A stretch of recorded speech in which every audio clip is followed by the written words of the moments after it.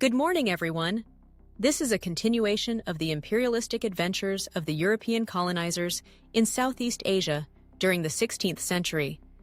This time, we will discuss the Dutch invasion of Indonesia. Before the Dutch arrived in Indonesia, the archipelago was a thriving region composed of numerous independent kingdoms, sultanates, and trading states. It was a hub for trade, connecting India, China, the Middle East, and Europe through its rich supply of spices like nutmeg, cloves, and pepper. Prominent powers such as the Majapahit Empire, the Sultanate of Malacca, and the Sultanate of Aceh dominated trade and political affairs. Islam had already spread widely across the islands, coexisting with Hindu and Buddhist influences, shaping the region's diverse culture and governance. The Portuguese were the first Europeans to arrive in the early 16th century, establishing a foothold in Malacca in 1511, and later in the Moluccas, known as the Spice Islands. However, they faced strong resistance from local rulers and struggled to dominate the trade routes. By the late 16th century, the Dutch, seeking to break the Portuguese monopoly, sent their first expedition to Indonesia, led by Cornelis de Houtman in 1596. The Dutch quickly realized the potential of the region and sought to establish a long-term presence. In 1602, the Dutch founded the Dutch East India Company, Verenigde Oost-Indische Compagnie, or VOC, to control the lucrative spice trade. The VOC, a powerful and well-funded corporation, operated as a semi-governmental entity with its own army, navy, and authority to negotiate treaties and wage wars. By 1619, the Dutch had established Batavia, modern-day Jakarta, as their main trading post and administrative center, marking the beginning of Dutch colonial expansion. The VOC implemented a strategy of divide and conquer, exploiting rivalries among Indonesian rulers. By forming alliances with certain sultanates and using military force against others, they gradually expanded their influence. They first focused on controlling the spice trade in the Moluccas, Banda Islands, and Java, forcing local populations to sell their crops exclusively to the Dutch at low prices while profiting immensely from European markets. One of the most brutal actions of the VOC was the massacre of the Banda Islands population in 1621.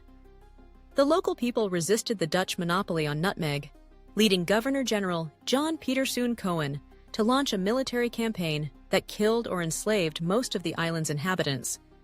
This event demonstrated the Dutch's ruthless approach to maintaining control over the spice trade. Throughout the 17th and 18th centuries, the Dutch strengthened their hold over Java, the economic and political heart of Indonesia. The Sultanate of Mataram, which once ruled most of Java, fought several wars against the Dutch, but was eventually weakened through internal conflicts and VOC intervention.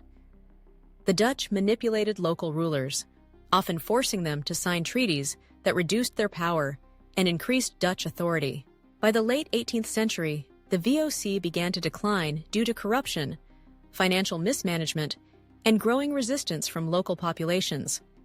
In 1799, the VOC was officially dissolved, and its territories were taken over by the Dutch government. This marked the transition from corporate rule to direct colonial administration by the Netherlands, ushering in a new era of Dutch dominance.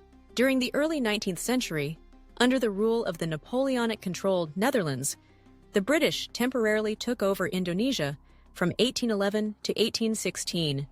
Led by Sir Thomas Stamford Raffles, the British introduced reforms such as the abolition of forced labor and the documentation of Javanese culture and history. However, after Napoleon's defeat, the Dutch regained control in 1816 and reimposed colonial rule. Introduced by Governor-General Johannes van den Bosch in 1830, the cultivation system forced Indonesian farmers to grow cash crops such as coffee, sugar, and indigo instead of food crops.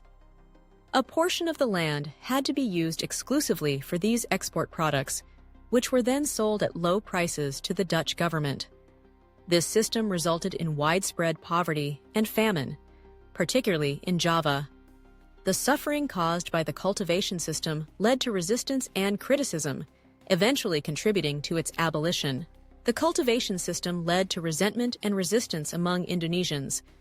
While the Dutch benefited economically, the local population faced increased hardship. Social hierarchies deepened, and traditional leadership structures were disrupted as the Dutch appointed local elites, known as priayi, to enforce colonial policies. Over time, the severe exploitation under this system sparked early nationalist sentiments. After decades of economic exploitation, the Dutch government introduced the ethical policy in 1901, aimed at improving the welfare of Indonesians. It focused on education, irrigation, and immigration, allowing some Indonesians access to Western-style schooling. However, this policy mainly benefited the Dutch and Indonesian elites. It also led to the rise of an educated Indonesian class that would later drive the nationalist movement. The 19th century also saw numerous wars and uprisings against Dutch rule. One of the most notable conflicts was the Java War, 1825 to 1830, led by Prince Diponegoro, who opposed Dutch interference in Javanese affairs. The war lasted 5 years and resulted in the deaths of over 200,000 people, mostly Javanese. Although Diponegoro was eventually captured, the war showed the growing resistance to Dutch control. Another prolonged conflict was the Aceh War, 1873 and 1913, in which the fiercely independent Acehnese resisted Dutch conquest. Aceh, an Islamic sultanate in northern Sumatra, fiercely resisted Dutch colonization. The Aceh War began in 1873 when the Dutch attempted to conquer the region. The war was brutal and costly, with the Acehnese using guerrilla tactics to resist Dutch forces. Leaders like Teuku Umar and Kut Nyak Dien played significant roles in defending Aceh. Umar was killed in 1899, and Nyak Dien was captured in 1905. But the resistance continued until 1913, when the Dutch finally subdued Aceh. As Dutch colonial rule expanded beyond Java to Sumatra, Borneo, Sulawesi, and Papua, indigenous communities continued to resist. The imposition of Western education, legal systems, and Christian missionary activities disrupted traditional customs and cultures. Despite Dutch efforts to maintain control, the seeds of nationalism were beginning to take root. By the late 19th century, criticism of Dutch colonial policies was growing both in Indonesia and the Netherlands.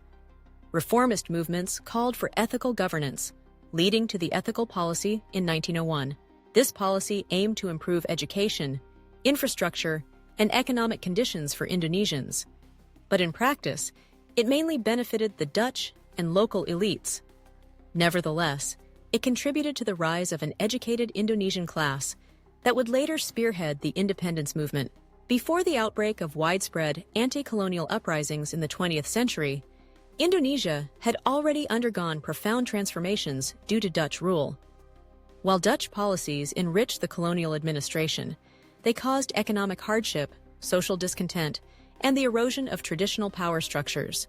The resentment toward colonial rule, coupled with growing nationalism, would ultimately lead to the struggle for independence in the decades to come.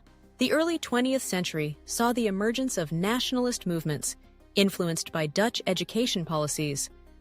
Organizations like Budi Utomo, 1908, and Sarekat Islam, 1912, were among the first political movements advocating for Indonesian rights.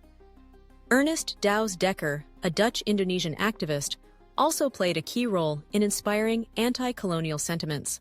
Thank you for watching.